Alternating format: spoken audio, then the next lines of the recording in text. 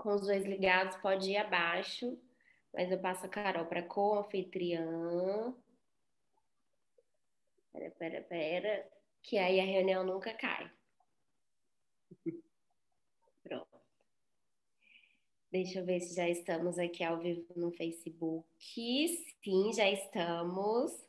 Olá a todas e a todas e a todos. Boa noite. O meu nome é Ana Paula, eu e a Carolina Vieira, que também está aqui, mas não vai aparecer hoje.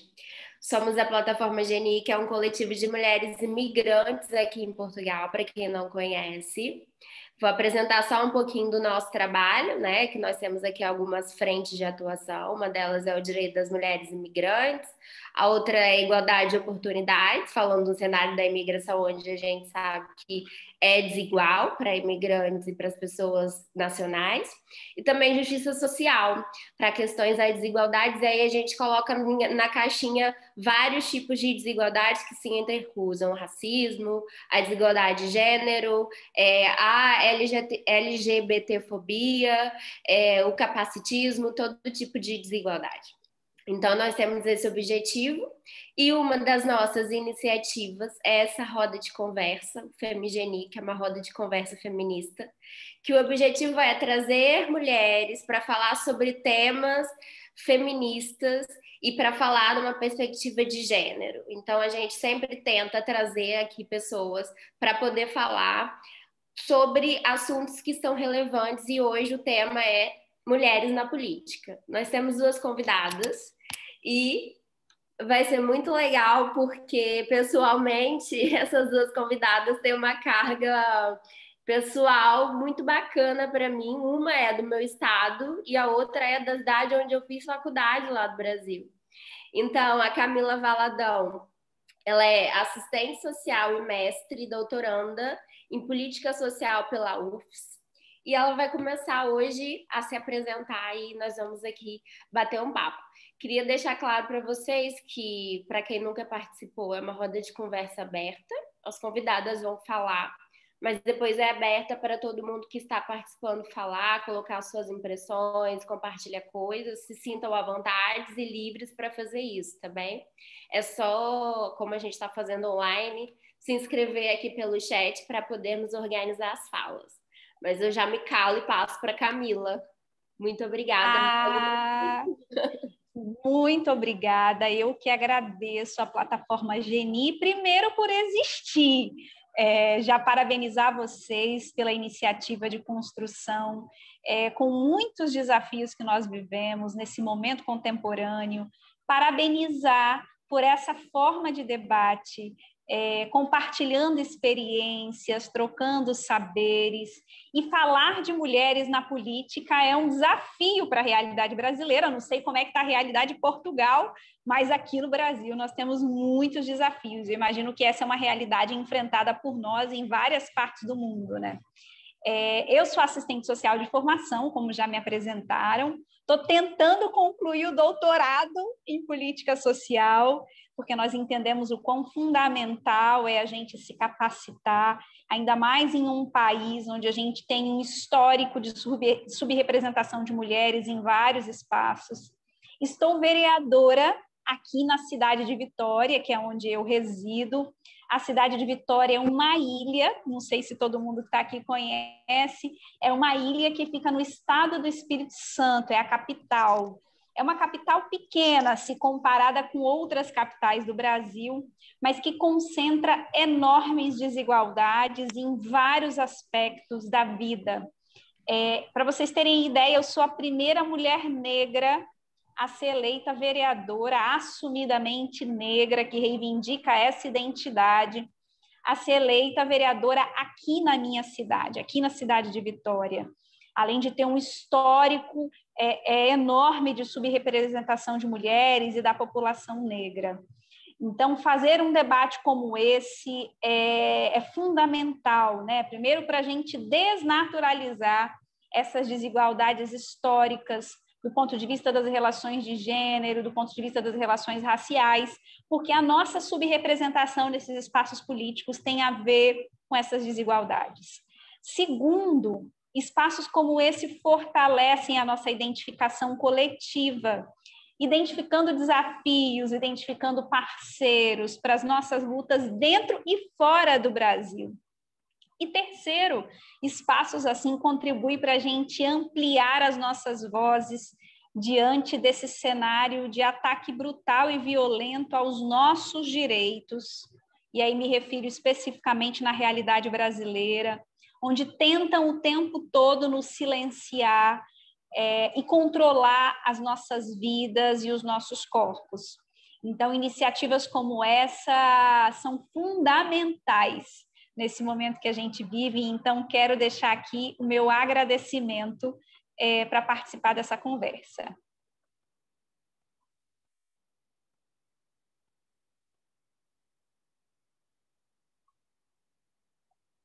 Não sei se querem que eu falo mais. Qualquer coisa eu posso continuar falando.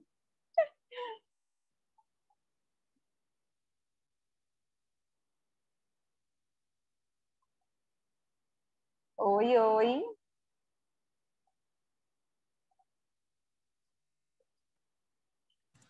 Acho que ela caiu. Acho que está congelada a imagem dela. Eu caí, Camila? Não, Ana Paula. Ah, tá. Então, enquanto a Ana Paula vai entrando de novo, vou continuar me apresentando. Posso Pode continuar falando de mim? Camila. Ai, você voltou, Ana Paula? Não, é a Carol. Mas é a Carol. Então, enquanto a Ana Paula chega, vou continuar falando. Então, assim, reconhecer, como eu estava falando, né, essas desigualdades históricas, especialmente na realidade brasileira, onde a gente fala de uma sociedade patriarcal, uma sociedade racista, é fundamental para a gente compreender como que esses processos estruturais e históricos, eles vão condicionando, sabe, as nossas condições de vida, materiais, espirituais, subjetivas. E é fundamental também para a gente tirar aquela ideia, quando a gente pensa do ponto de vista da participação política de mulheres, de que a nossa ausência em alguns espaços se dá por nossa própria responsabilidade, né? Como se assim, as mulheres não estão porque não querem, o que não é verdade, né? Então, espaços assim contribuem para a gente entender que a nossa subrepresentação tem a ver com um longo processo histórico. Eu falava aqui da minha cidade, né, de como essa é uma cidade desigual, de como, por exemplo, nós temos pela primeira vez 2 vereadoras. Vejam bem, aqui em Vitória são 15 vereadores. De 15, nós temos pela primeira vez 2 mulheres. Sempre foi uma. Então, nós ampliamos o número de mulheres. O que não é uma vitória, mas assim, ela não é substancial, porque a gente mantém um dado de subrepresentação. Por outro lado, a gente tem desafios enormes aqui. Chegamos ao poder, e quando a gente chega, os desafios eles só estão começando, né? Porque são enfrentamentos diários. Falava sobre isso aqui antes da gente começar a transmissão.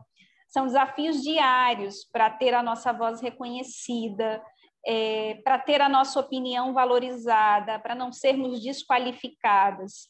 Então, assim, eu tenho 36 anos, esse é o meu primeiro mandato, já fui candidata em outros momentos, eu ganhei na minha 4ª eleição, e além disso eu tenho uma trajetória política militante de mais de 15 anos, que começa em um partido, que começa no movimento estudantil e que depois passa pelo movimento de mulheres, pelo próprio movimento negro, movimento de juventude.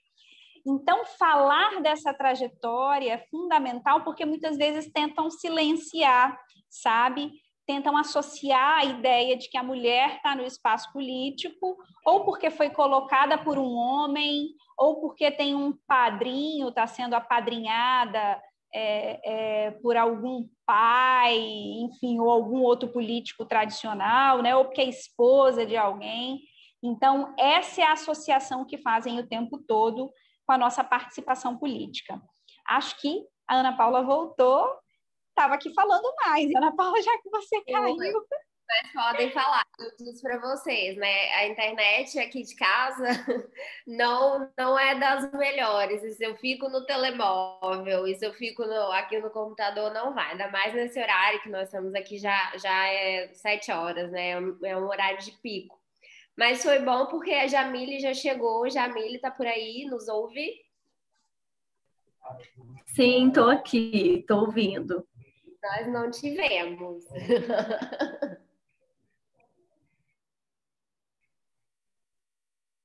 Pronto, agora tivemos.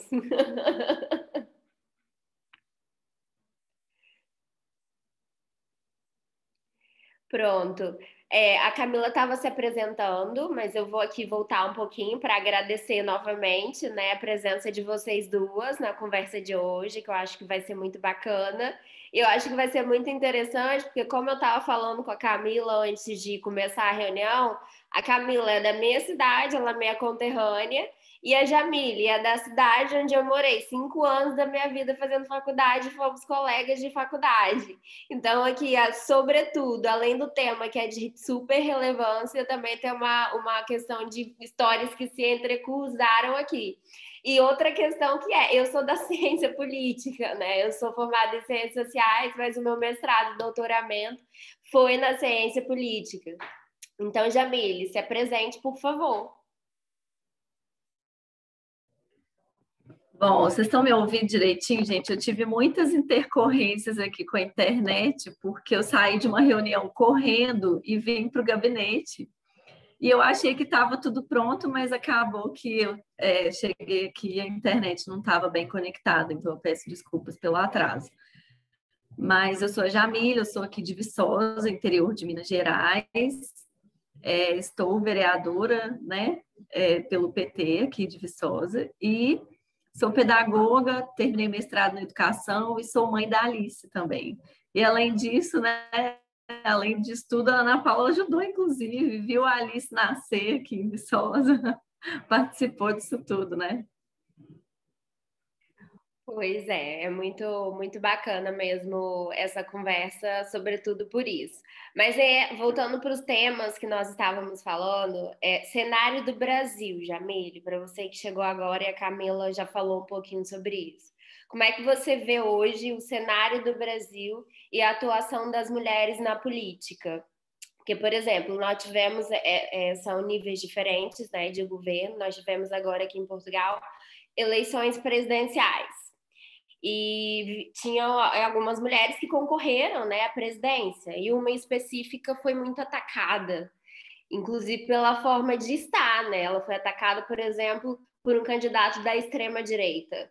Como é que vocês veem o cenário do Brasil e a atuação das mulheres nesse momento de crescimento de extrema-direita, de violência política, de ataques constantes?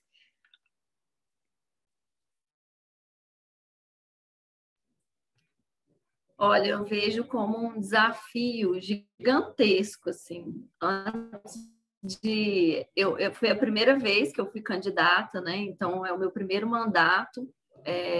A gente está vivenciando um momento nacional muito complicado com o Jair na presidência, né? Os ataques aos direitos dos trabalhadores têm sido constantes. As condições de vida do povo brasileiro pioraram nos últimos anos, pioraram muito, né? E a pandemia, ela intensificou isso. Então, assim, tem sido um desafio, né? Assim, a gente entra com muita vontade de trabalhar, muita vontade de fazer as coisas, mas a atuação parlamentar no legislativo, ao mesmo tempo, é muito limitada, né? Sobretudo municipal. Então, assim, a gente entra com uma força de vontade, né? E, ao mesmo tempo, a nossa atuação é limitada. E eu acredito que eu tenho acompanhado a Camila no Instagram, a atuação dela enquanto parlamentar também, eu imagino que seja parecido com o Viçosa, né? A esquerda que é minoria. E tá dando para me ouvir, gente? Tá certinho? Sim, tá dando para ouvir.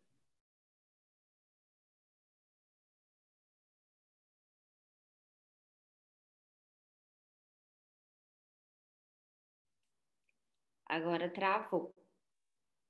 Não sei se a Jamília nos ouve. Ou se fui eu que travei. Eu acho que foi a Jamile, porque eu consigo te ouvir. Foi a Jamile? Pronto. Foi a Jamile, Não foi sim. mesmo. Eu também tô ouvindo todo mundo, só ela que não. Eu tô te ouvindo, Ana Paula. Ela tá mesmo aqui, então, com dificuldades. Mas, então, pegando aqui um gancho nisso que ela falou, na atuação da esquerda, né? Eu tenho acompanhado aqui algumas discussões no Brasil que falam que a esquerda precisa de criar estratégias, que a esquerda precisa se unir, que a esquerda precisa criar novas formas de mobilização. Camila, como é que você vê a esquerda no Brasil nesse momento e aqui considerando as mulheres na esquerda, né, no Brasil? Ótimo, ótima pergunta. Primeiro, assim, só complementando o que a Jamile estava falando, dizer da minha alegria de conhecer ela. Não a conhecia a partir da plataforma Geni, então a plataforma contribuindo aí para apresentar lutadoras em todo o Brasil. Os tempos são muito difíceis por aqui, né? Tempo de dizer o óbvio. Como nós imaginaríamos que em pleno século XXI, ano de 2021, nós teríamos que reiterar, que retomar pontos que até então haviam sido vencidos em várias dimensões da vida. Quer terminar, Jamile, de falar?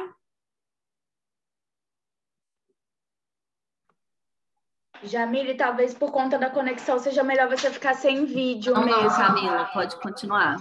Minha internet está instável aqui. Tá, então eu vou continuar aqui, aí você complementa, tá bom? Então, assim, são tempos de dizer o óbvio, né? De afirmar... Camila, mas pode continuar. Tá, vocês estão me ouvindo? Sim, sim. Então, como eu dizia, a conjuntura é muito difícil no Brasil, porque são tempos de dizer o óbvio, tempos de reafirmar aspectos que nós já tínhamos avançado no que diz respeito a alguns direitos e algumas conquistas. A gente vem experimentando um conjunto de retrocessos e de ataques no Brasil. A pandemia, ela vai escancarar retrocessos que a gente já vinha experimentando na realidade brasileira. A partir de uma gestão genocida da pandemia, a gente vem observando a precarização ainda maior da vida das mulheres, especialmente das mulheres negras, da população brasileira de maneira geral, sendo as mulheres as mais vitimizadas, porque são as principais responsáveis no combate à pandemia, porque são as principais vítimas, podemos dizer assim, da política econômica desastrosa implementada pelo presidente Jair Bolsonaro. São as maiores, as que mais foram demitidas, as que mais foram contaminadas pelo vírus, as que não conseguem, por exemplo, ter acesso aos direitos, seus filhos nas creches, nas escolas. Enfim, a gente tem uma conjuntura política complexa, dolorosa para a vida das mulheres. Por outro lado, a gente vem experimentando, nesse crescimento do conservadorismo, a violência política se manifestando de forma bastante específica e particular no que diz respeito mulheres trans, mulheres negras, em vários parlamentos do Brasil, como assembleias legislativas, câmaras municipais. Nós temos uma deputada federal que vive ameaçada de morte, que anda com escolta, ou seja, a democracia não é garantido para todas e para todas no Brasil. Até o exercício parlamentar, que é uma luta histórica das mulheres. Aliás, hoje nós completamos no Brasil 89 anos, eu acho que é isso, do voto feminino. Então, nós tivemos um longo processo de luta para que as mulheres pudessem votar e participar dos espaços políticos. E quando chegam nesses espaços, não possuem as mesmas condições de participação. Então, esse também é um grande desafio e nós precisamos falar disso o tempo todo para fora do Brasil, explicitando essa realidade complexa. Do ponto de vista da esquerda, bom, não sei se eu consigo resumir um debate amplo e bem complexo em um curto espaço de tempo, mas, de fato, nós temos muitos desafios, sim. Acho que nós precisamos nos reinventar.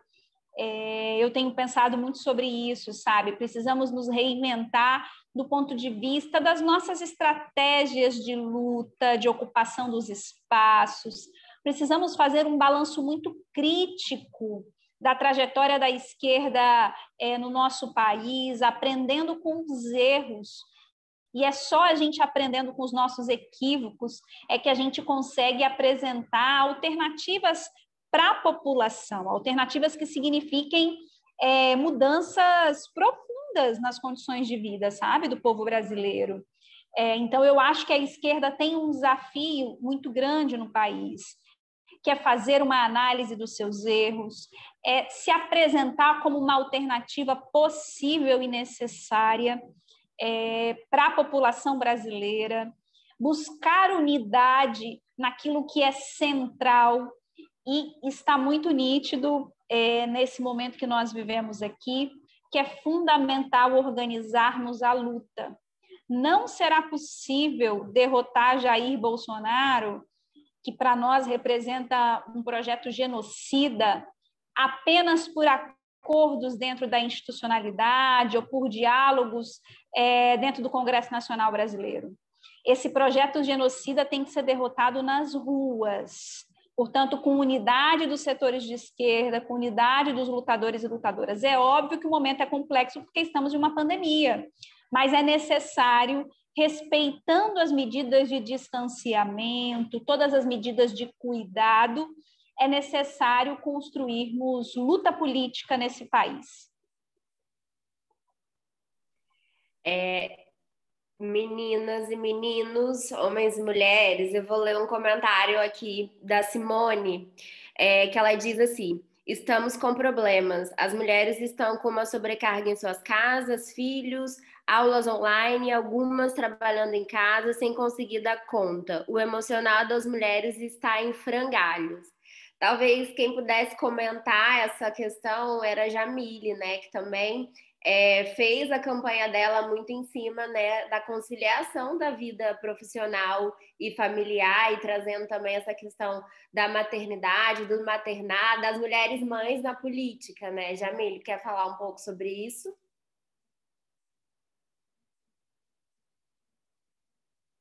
Não sei se ela nos ouve. A Camila é mãe também, né, Camila? Camila, pode falar um pouco sobre isso então também.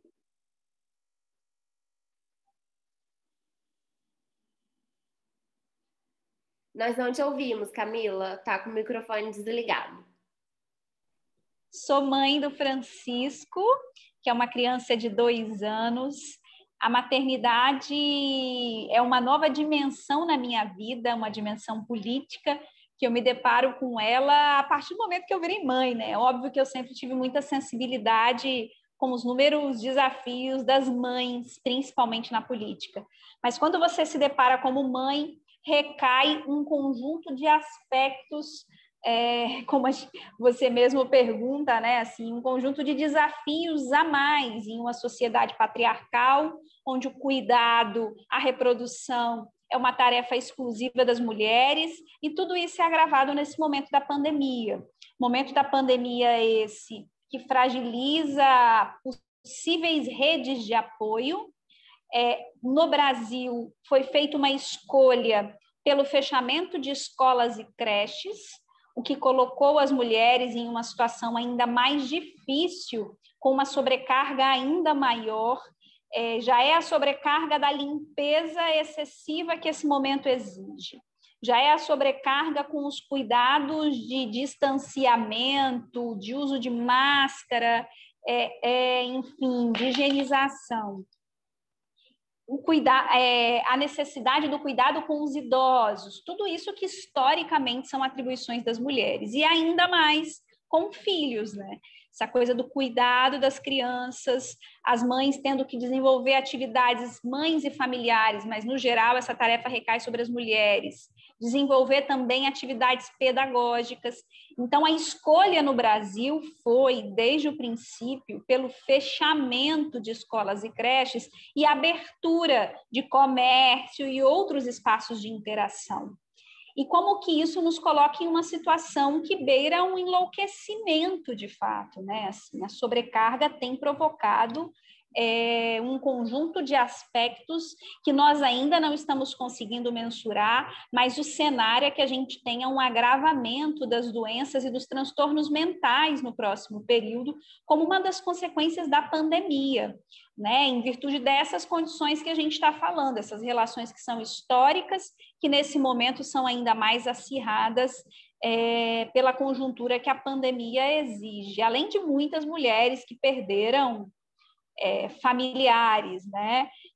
Então, o cenário é, de fato, muito preocupante para a nossa saúde física, mental, com pouco apoio e iniciativa do poder público. Para garantir auxílio emergencial no Brasil foi uma briga essa que se perpetua até os dias de hoje, com o fim do auxílio emergencial no ano passado, né? Então, o cenário é, de fato, bem preocupante. Não sei se a Jamile já voltou. Pois, não sei se ela consegue falar agora. Gente, eu tô com uma internet cabeada. Eu acho que agora eu consigo falar. Tá me ouvindo direitinho? Sim, ouvimos agora direitinho. Era um comentário da Simone, que está nos acompanhando aqui, falando que as mulheres estão com muita sobrecarga nesse momento, que é aula online, são filhos, algumas ainda têm que conciliar o teletrabalho, trabalhando de casa, e que o emocional está em frangalhos. E aqui nós estávamos falando que você também, como mulher mãe, e teve essa atuação também, né? Foi uma das suas pautas de campanha. Como é que você acha que tem sido isso no Brasil, nesse momento agora de pandemia, inclusive? Olha, eu consegui acompanhar parte da fala da Camila e eu concordo com tudo que ela disse. Assim, as condições de vida do povo brasileiro pioraram, sobretudo das mulheres, né? Principalmente as mulheres negras. Assim, o fato da primeira mulher que morreu de Covid no Brasil ter sido uma mulher negra é sintomático de uma situação estrutural que a gente vive. Então, eu participei, assim, né? Fui atingida, de certa forma, também pela pandemia, por ter uma criança de 6 anos em casa, né? E durante esse processo, escrevendo uma dissertação, eu passei por esse enlouquecimento, assim, né? De não saber o que eu ia fazer com uma criança e uma dissertação para escrever em casa. E com pouco apoio do poder público, como a Camila disse. A gente tem um desafio muito grande pela frente, porque a vacina, né, não tem nem sinal de que todo mundo vai ser vacinado em tempo hábil. O auxílio emergencial tem sido uma moeda de troca do governo, né, federal, porque dá o auxílio, mas tira da educação e da saúde. Então, assim, que condições de vida a gente promove para a população mais vulnerável se o Estado não está atuando naquilo que ele tem que atuar, né? Sobretudo num momento assim, de crise sanitária. O Estado é para isso, a gente está aqui para fortalecer o Estado, indo na contramão disso tudo, num desafio enorme, né? E tem sido, assim, triste ver a população e as mulheres passando por esse infortúnio aí que a gente não sabe quando vai acabar. Porque agora, né, ninguém está fazendo quarentena mais. E como a Camila disse, né, os serviços essenciais hoje não são as escolas, né? São os bares, são os comércios, os bares e restaurantes, as academias de ginástica, todas estão abertas, mas as escolas estão fechadas, né?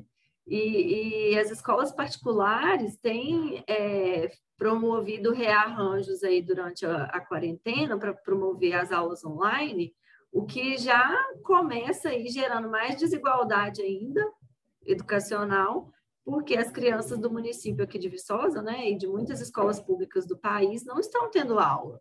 Não estão. A minha filha estuda numa escola pública municipal, ela recebe atividades da escola para a gente mandar de volta.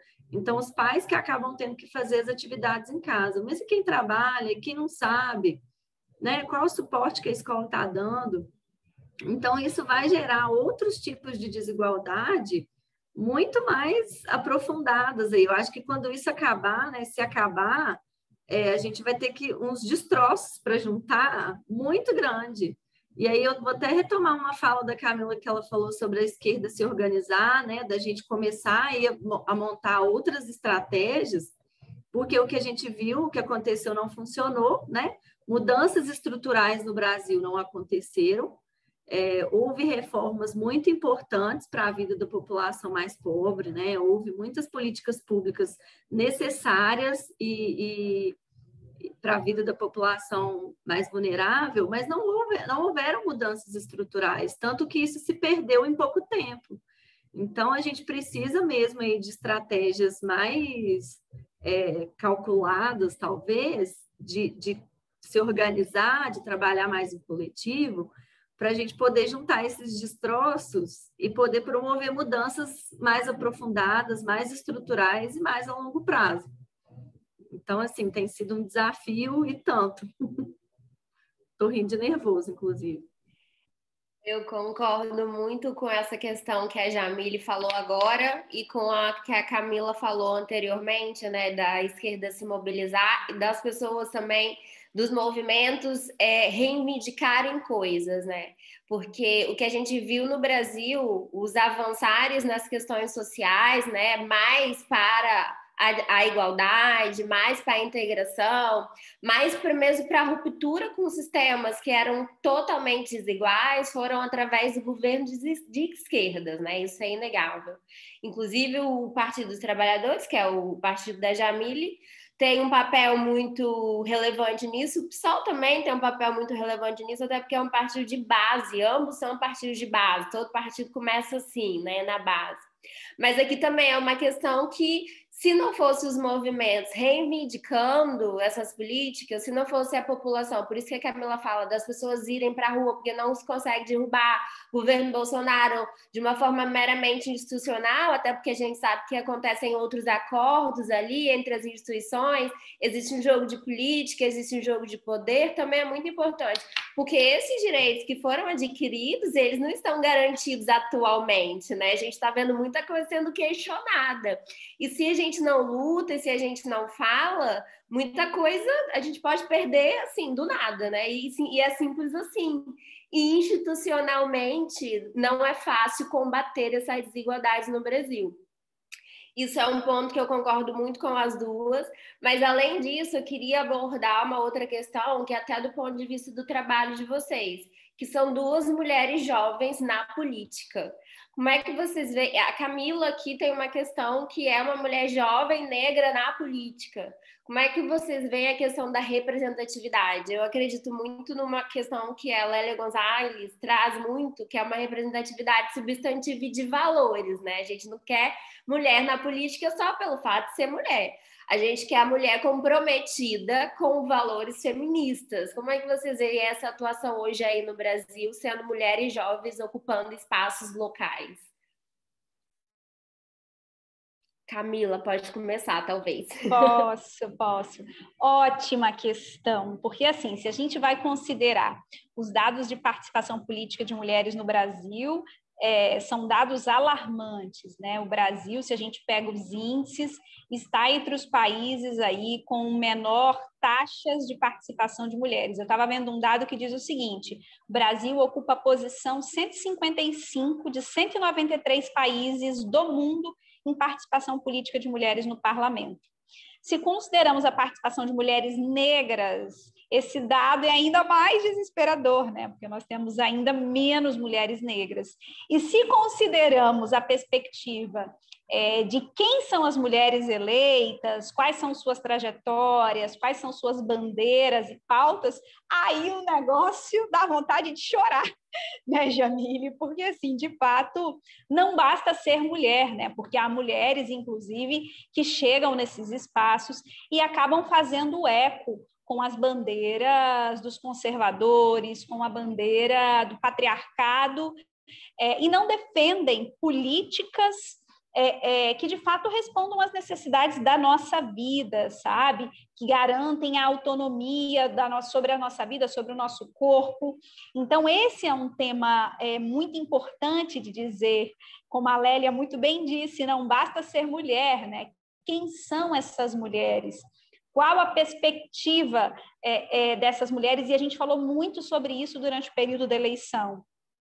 A nossa campanha aqui, um dos nossos eixos foi pensar a ideia da representação das mulheres, e a gente falava, mas não é qualquer mulher, é uma mulher que tem que ter compromisso, que tem que ter história, que defendam as pautas históricas do movimento feminista. Então, a gente fazia muito essa afirmação, sabe? De que mulher a gente está falando. Então, eu acho que é fundamental isso, assim. Jamile? Eu concordo também, assim, porque depois de todos esses dados aí que a Camila trouxe para ilustrar, hoje, eu já estava mais familiarizada com os dados quando eu estava no mestrado. Eu estudava divisão sexual do trabalho e a participação das mulheres nas ciências exatas. E aí, quando eu entrava nesses dados da participação de mulheres nos espaços, sempre esbarrava com a questão da participação das mulheres na política. E aí, mas assim, de fora a gente, né, fica preocupada, tenta mobilizar, faz o possível, mas estando dentro do sistema político é um imbróglio, né, muito grande, porque a gente acaba sendo o próprio objeto de estudo, né? Ainda mais a gente que já tem esse olhar mais apurado para o machismo, para a reprodução patriarcal do sistema, é muito difícil. Eu sou a única mulher feminista aqui hoje, dentre 15 vereadores.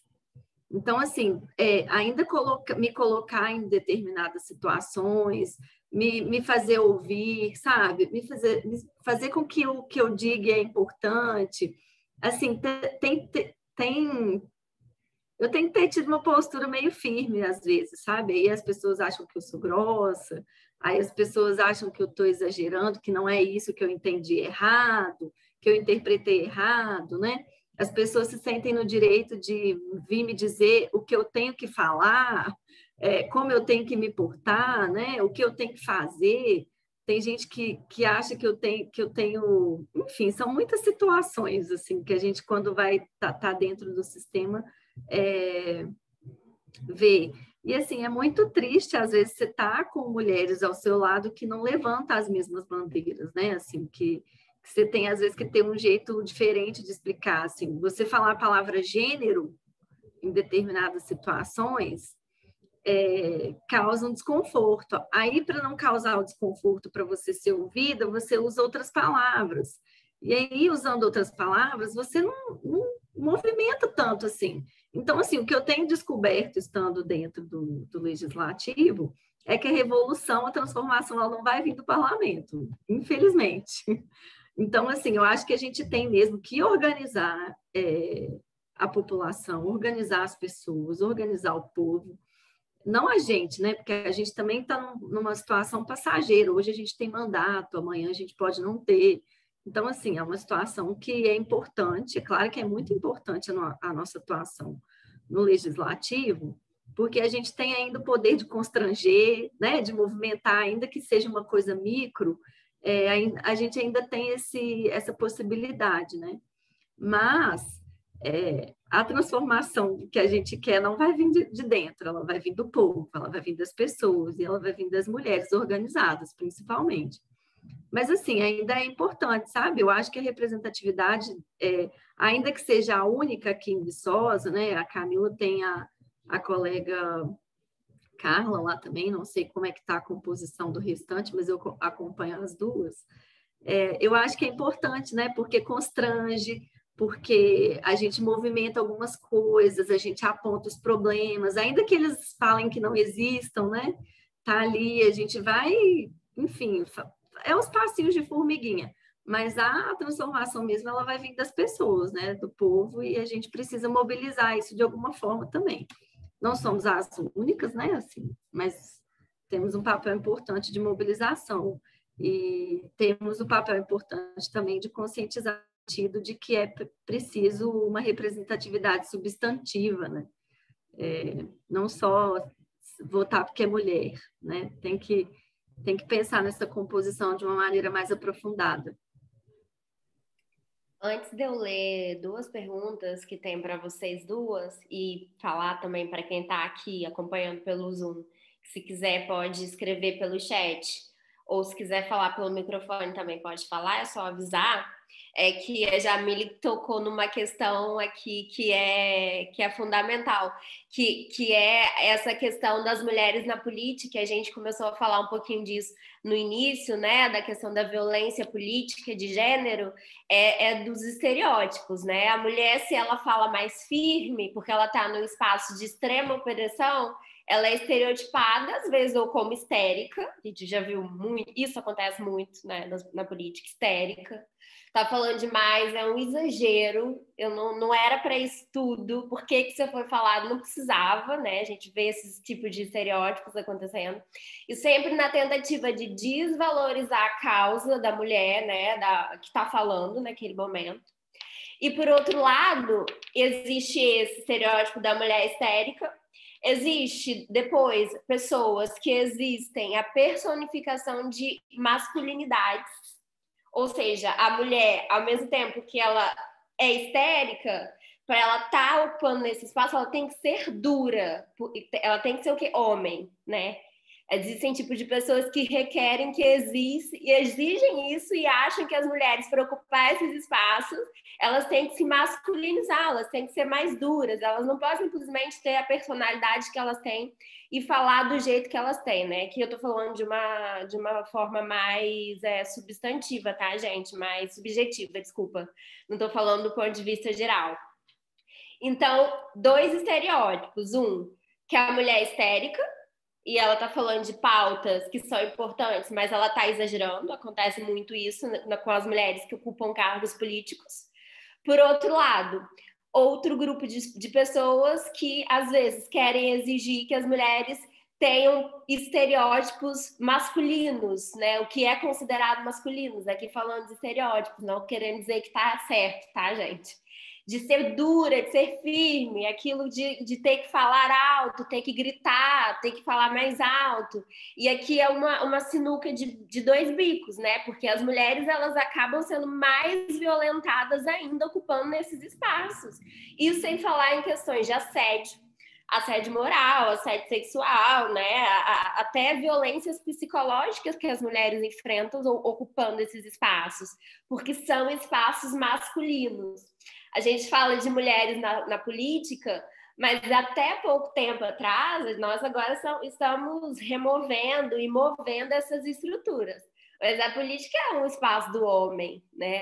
Quando a gente fala de política, que a gente fala do homem político, e o homem é mesmo o homem, né? A gente não fala da mulher. O animal político não é uma mulher, né? Quando os autores, por exemplo, que falam sobre Estado de Direito, falam de política.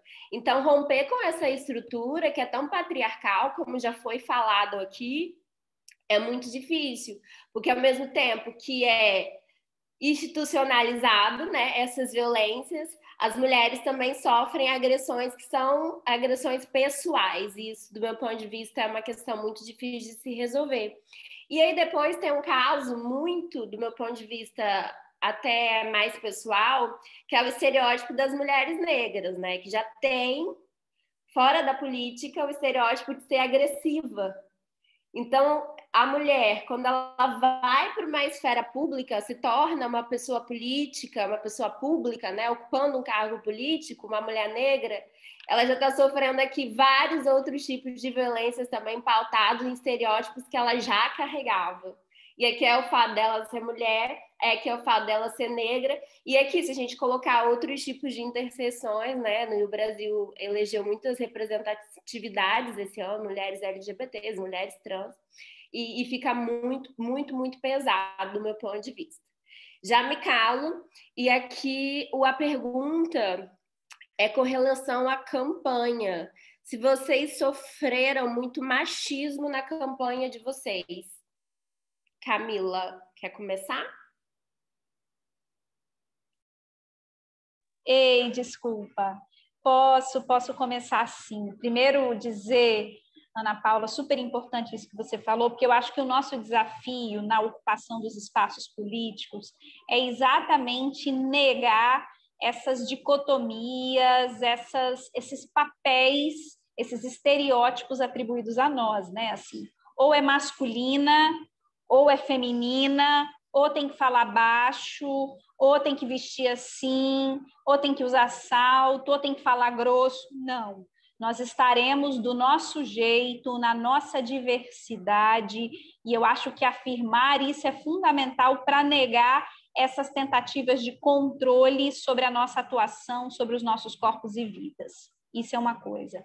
A outra coisa é que as nossas responsabilidades são maiores do que dos homens desses espaços. A gente falava um pouco mais cedo de como é fundamental sermos muito estratégicas, especialmente com alguns tipos de atuação parlamentar.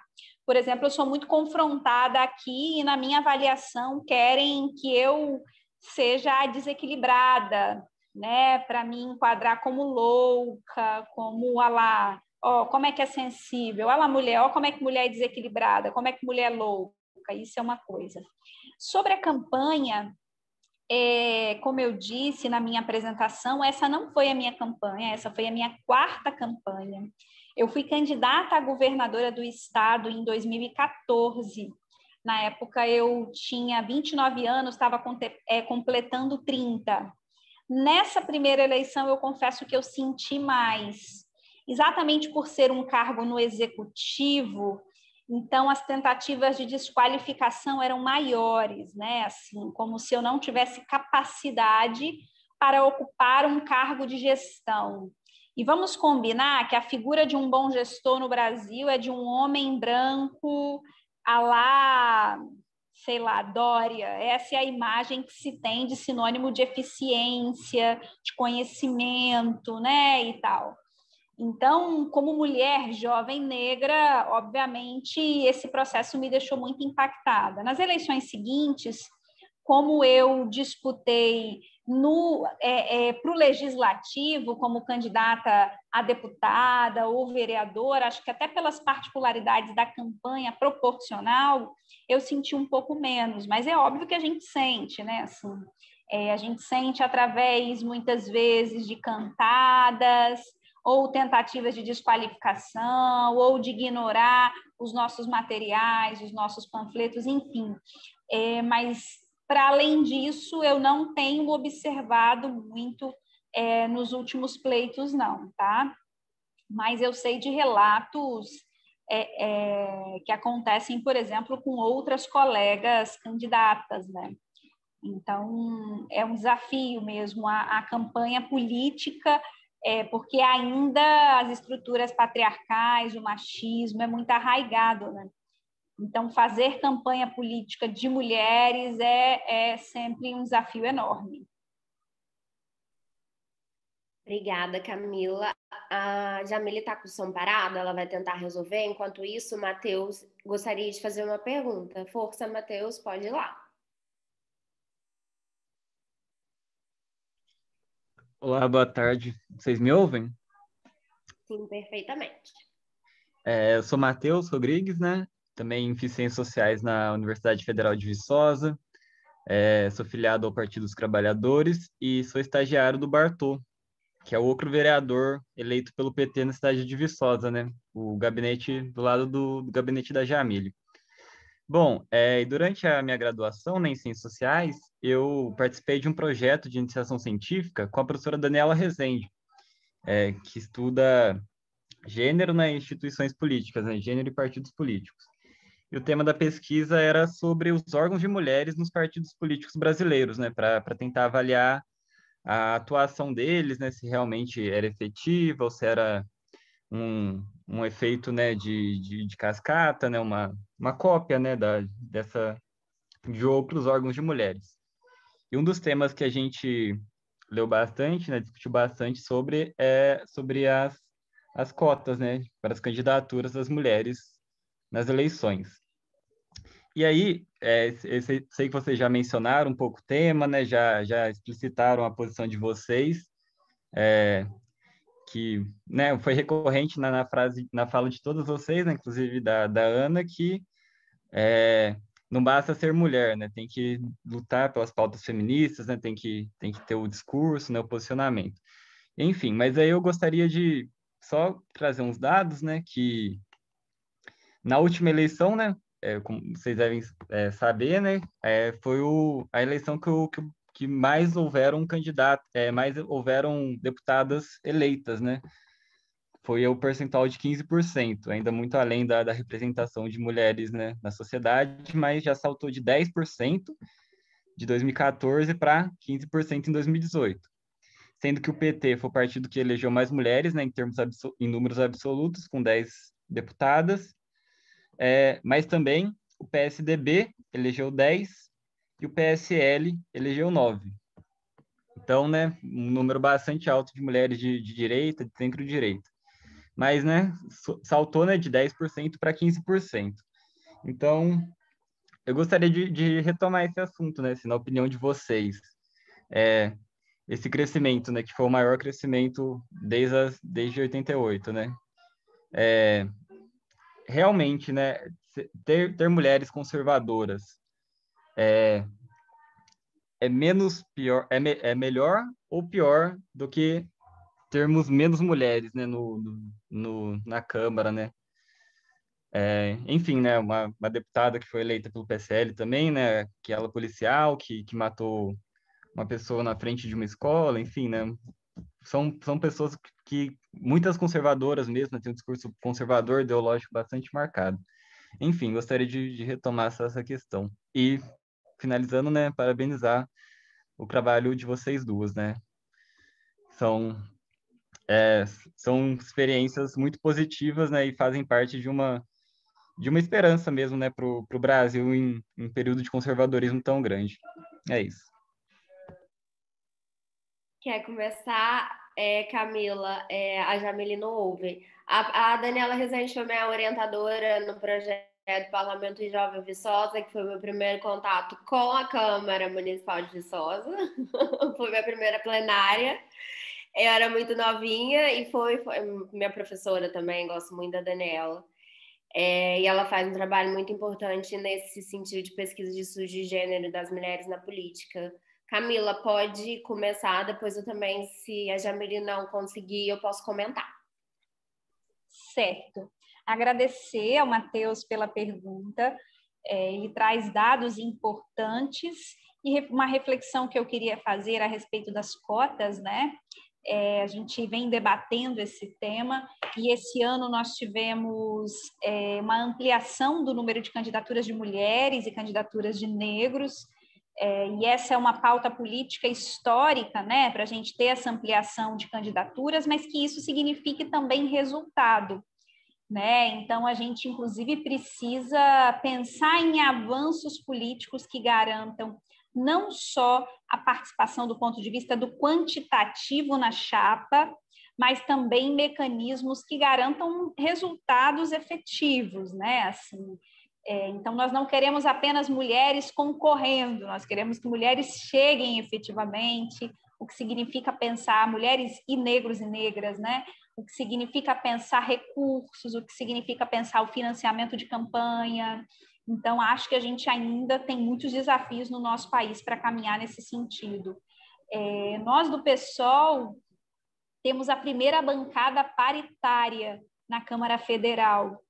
Para nós é resultado de um longo processo, inclusive, de debates internos que passa pela auto-organização das mulheres, né? Assim também, cobrando, questionando, porque nós sabemos que os partidos políticos reproduzem no seu interior, óbvio, não estão isolados dessa sociedade machista e patriarcal, portanto, reproduzem no seu interior um conjunto de relações de opressão também. Então, por isso também a importância da gente disputar no âmbito dos próprios partidos esse conjunto de concepções, sabe, que a gente está debatendo aqui. Sobre mulheres conservadoras, melhor ou pior? Eu não sei se eu consigo responder nessa dicotomia, deveria ser um contrassenso, né? Assim, ser mulher e ser conservadora, porque a participação política de mulheres hoje se dá a partir de muita luta que foi feita, né? Se nós estamos onde estamos, é porque antes de nós outras lutaram, outras que nos antecederam, né? Por isso essa ideia que nós reivindicamos muito, inclusive, que nossos passos vêm de longe. Quanta luta foi feita para que estivéssemos aqui. Então, eu não sei se eu consigo avaliar como melhor ou pior. Na minha avaliação, é um contrassenso. E é doloroso, viu? Ter que fazer enfrentamentos com mulheres que, inclusive, se utilizam da sua posição para desqualificar outras mulheres. Isso é uma das coisas que eu sempre observei em épocas de campanha, assim, né? Entregando material. Quando o homem não quer um panfleto, ou não pega, ou responde de maneira grosseira, bom, a gente já entende, né? Agora, quando uma mulher faz isso, olha, é doloroso, tá? Uma mulher está ali na rua fazendo campanha, já é uma dificuldade enorme mulheres participarem desses espaços, e muitas vezes quando você vai dialogar com outras mulheres, a reação é uma reação de desprezo, sabe? De violência. Então, é duro, é muito duro. Antes de passar para a Jamile, eu penso que também as coisas não podem ser vistas meramente do ponto de vista quantitativo. É por isso que quando a gente fala de representatividade, né? A gente fala de representatividade substantiva e de valores. E aqui a questão do conservadorismo, eu concordo com a Camila que é o contrassenso, porque não é uma mera questão de ter mais ou menos mulheres conservadoras. Aqui a questão é como nós vamos votar uma lei que, por exemplo, é para legalização ou regulamentação do aborto. Mais ou menos mulheres conservadoras podem fazer que essa lei seja barrada. E aí é um problema que envolve direitos coletivos e direitos de reprodução e que dizem respeito às mulheres. Isso é uma questão. A outra questão, do meu ponto de vista, é que as mulheres, na política, não podem ser culpabilizadas por um sistema que é anterior a elas. Também, se existe esse contrassenso na política, não é culpa das mulheres, né? Eu penso que duas coisas. Uma que não pode ser vista meramente do ponto de vista quantitativo, não só de número. É claro que as cotas são muito importantes, mas eu reafirmo que, para mim, é muito importante também que as cotas sejam utilizadas do ponto de vista substantivo de valores. A gente não quer mulheres que, por exemplo, se a gente está falando de Brasil, né, que são contra ao aborto, né? Acham que é certo prender mulheres que querem interromper a gravidez. E até casos extremos, querem prender mulheres que querem interromper a gravidez porque o feto é anencéfalo. Então, esse tipo de coisa que também tem que ser colocado, não pode ser vista meramente do ponto de vista quantitativo. E, por outro lado, também nós pode culpabilizar as mulheres por um sistema que é feito para funcionar dessa forma também, funcionar de uma forma que contrassensual, difícil de lidar com questões de Brasil desiguais. A gente fala de quem são essas mulheres que estão ocupando esses poderes, se a gente for ver quantas delas são negras, que representatividade é essa, que classe social é essa, quem são as mulheres que conseguem fazer campanha, que conseguem financiamento de campanha. E aqui, a nível local, é muito menos difícil. Não vou falar que é mais fácil, né? A nível municipal. Aqui em Portugal, a gente fala local, no Brasil é municipal. A nível municipal é muito menos difícil.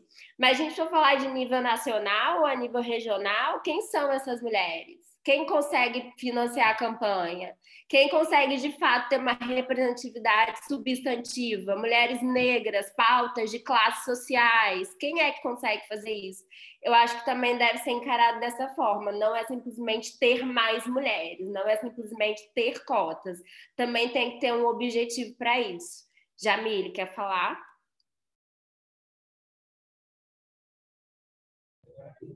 Eu perdi uma parte. Eu lembro que a pergunta era se eu tinha enfrentado machismo na campanha. É sobre esse assunto ainda? Não. Me perdi. Pode falar sobre o machismo na campanha? Pode responder essa pergunta. Olha, sobre o machismo na campanha, eu passei por uma situação interessante, não é interessante, mas é interessante da análise, né? Pelo lado da análise é interessante, porque assim, eu enfrentei a campanha com algumas dificuldades em relação à minha filha, né? Eu estava sem escola, estava desempregada, não tenho, sou mãe solo, né? E teve esses imbróglios, assim, em relação à dificuldade da campanha. Mas o machismo em si, assim, eu vou ser bem sincero, eu não lembro de ter passado por várias situações de machismo na campanha. Eu lembro das pessoas falarem assim, a primeira vez que você está se candidatando, você é nova, né? É isso mesmo. Tinha, às vezes, assim, alguns questionamentos de por que eu decidi me candidatar, né? Porque eu filiei recentemente ao partido, eu filiei para me candidatar. Apesar de já ter o desejo, do desejo, ele já era latente, né? De me filiar, mas aproveitei a eleição. Mas aí eu vi as pessoas questionando e assim, incentivando, sabe? Mas não era aquela coisa de descrédito, assim, não sei, sabe? Mas a partir do momento em que eu ganhei a eleição, aí o jogo virou, sabe?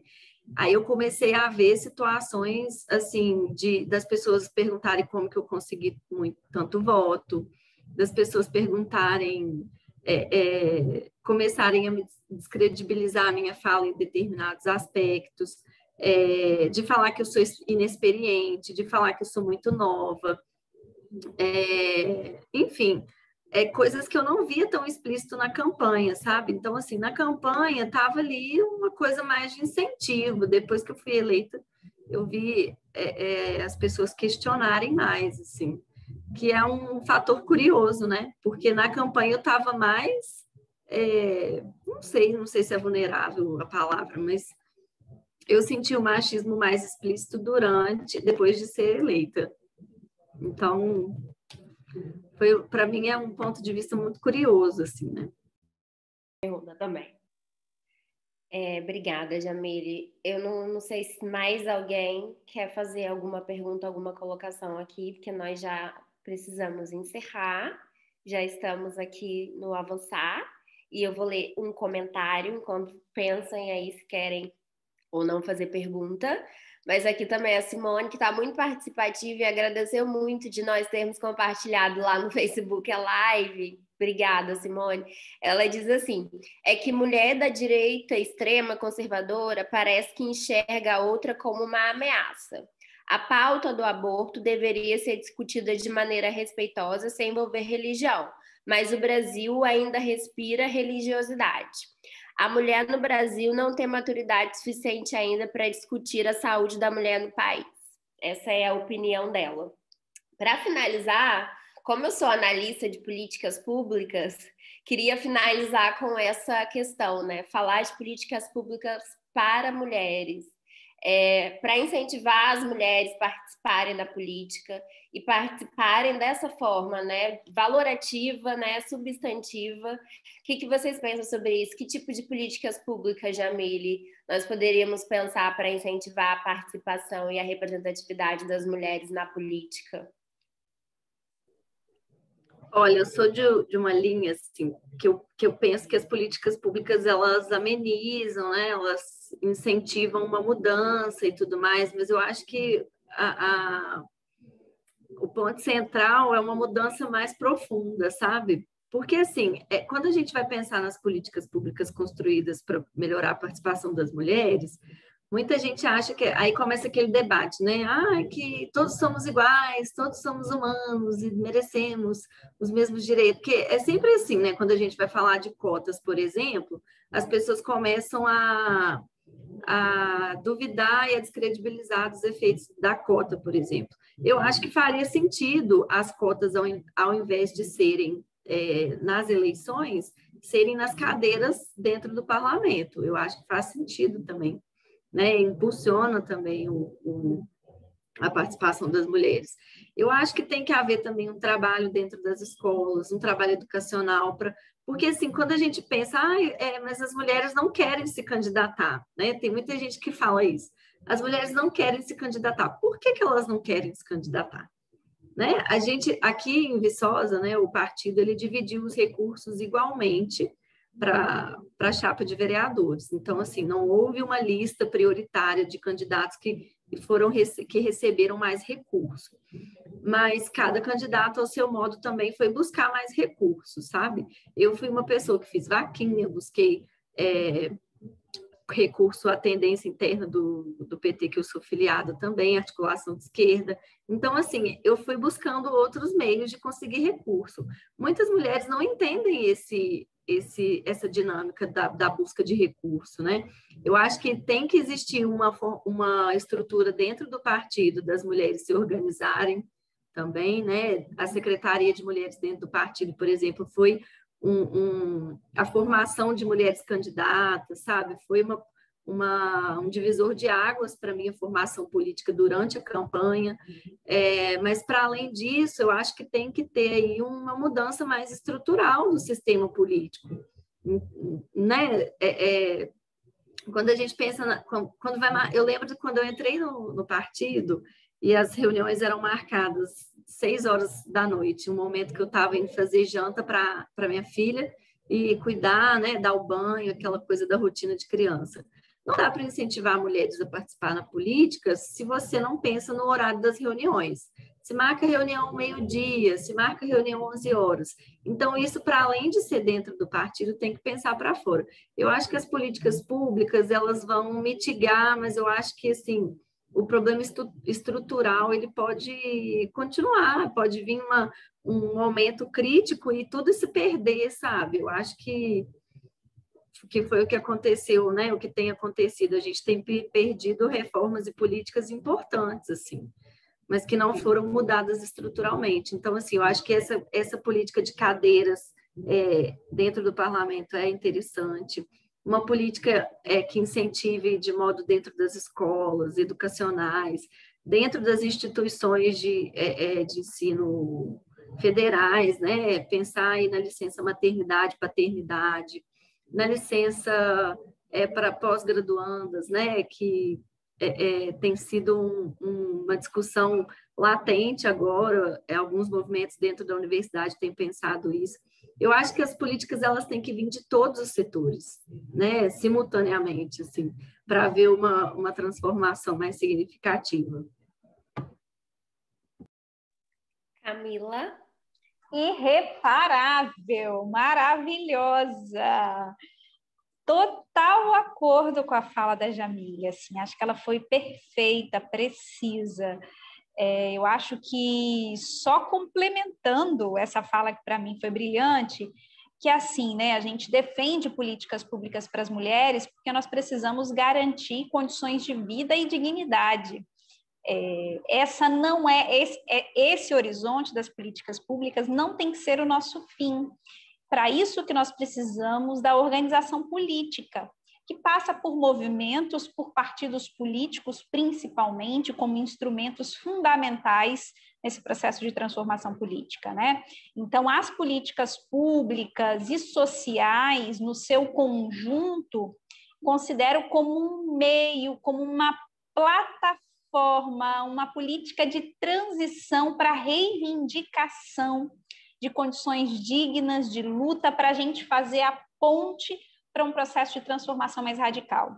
Então, quando eu dialogo com as necessidades das mulheres, da classe trabalhadora como um todo, na reivindicação de políticas públicas, né, a gente está ali buscando uma mediação para os processos de transformação mais radical. Veja bem, a gente não está querendo apenas fazer pequenas concessões, porque as políticas, de maneira geral, elas são essa contradição, né? Não é por acaso que elas se apresentam dentro desse sistema, dentro do capitalismo, né? Então, eu acho que esse horizonte estratégico de transformação mais radical é fundamental, assim. Do ponto de vista da participação política, queria só compartilhar uma experiência que nós tivemos nessa eleição e que ela resulta em vitórias, assim. Nós tivemos no PSOL há muito tempo já uma disputa em torno da distribuição dos recursos de campanha E o fundo de financiamento ele foi distribuído a partir de uma resolução que considerou a importância da pluralidade não, na chapa, né? E aí destinando recursos para isso.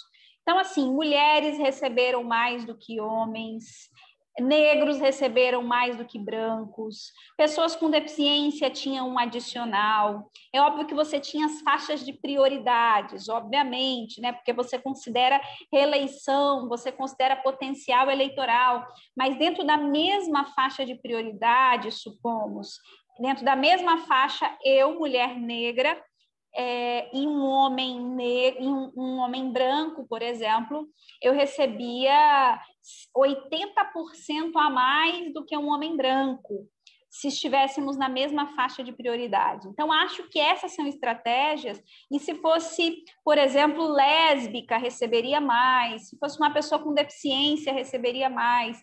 Então, eu acho que essas são reivindicações também, para a gente conseguir ter investimentos de fato nas campanhas de mulheres e de negros e negras.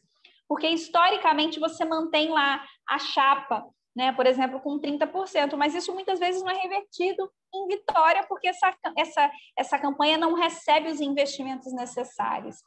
Então, dando um exemplo para a gente pensar os desafios que a gente tem ainda para pensar essas políticas. Obrigada.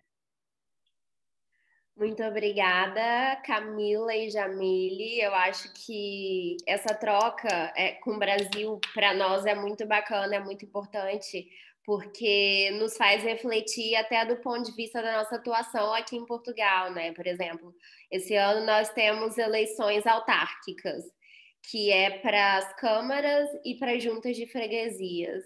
As eleições autárquicas seriam, comparativamente ao Brasil, seria talvez as eleições municipais. Não quero estar errada. Eu quero que o sistema funcione um pouquinho diferente. E também nos ajuda a pensar nessas formas de atuação também. Aqui à nossa frente é mais agora pela representatividade das mulheres imigrantes, né? Temos pouquíssimas mulheres imigrantes ocupando espaços na política. Se a gente fala de mulheres negras, aí cai muito menos, muito menos. Por exemplo, no parlamento, atualmente, o parlamento seria a Câmara dos Deputados, aí no Brasil. Atualmente, no parlamento, nós temos 3 mulheres negras ocupando esse espaço. Temos mais mulheres, obviamente, mas somente 3 são mulheres negras, né? Num parlamento que representa um país inteiro. Isso também é muito problemático e nos traz insights para pensar que a realidade portuguesa, que é diferente do Brasil, mas nós vivemos fenômenos que são um pouco parecidos, essa dificuldade de representatividade, a questão das cotas, a questão, por exemplo, da ascensão da extrema-direita. Portugal estava fora, era o único país da Europa que estava fora dessa onda de extrema-direita. Agora já entrou, já é uma preocupação a extrema-direita com a ascensão de um partido aqui em Portugal, que é o Partido Chega, já trouxe para Portugal um problema que é o aumento da extrema-direita. E falando sobre isso, vendo o que o Brasil está passando, vendo Jair Bolsonaro, vendo também a capacidade dos poderes locais ou dos regionais fazerem, mobilizarem de alguma forma, é claro que não resolve o problema todo, até porque do ponto de vista da atuação, né, é muito limitado, né, uma Câmara dos Vereadores, a atuação a nível nacional é muito limitada, né, tem outra competência, mas consegue, como a Jamile falou, mitigar talvez algumas desigualdades e alguns problemas que são daquela realidade, que são locais. E a gente agora vai viver esse momento aqui, vão ser eleições autárquicas, vamos ver se vamos ter muitas mulheres, vamos ver quem são essas mulheres e vamos ver se conseguimos aqui pensar a realidade portuguesa de uma forma que seja mais justa e igual. Eu quero agradecer mais uma vez a participação de todas vocês, agradecer especialmente a Jamile e a Camila, muito obrigado mesmo pela disponibilidade, por essa troca. Queria dizer que nós vamos ter um outro encontro no dia 24, já anotem na agenda, no dia 24 de março, com a Isabel Ascioli, que é uma antropóloga, e vai ser sobre excepcionalismo branco. Eu acho que essa conversa vai ser muito bacana. Também aqui trazer questões para refletirmos e já ficam todos convidados, anotem na agenda. Um grande abraço, fiquem bem e saúde. Nós estamos em lockdown em Portugal, então quem está em lockdown fica em casa. No Brasil, se cuidem bastante, tá bem? Fiquem bem. Um beijo para vocês. Tchau, tchau. Um beijo, tchau.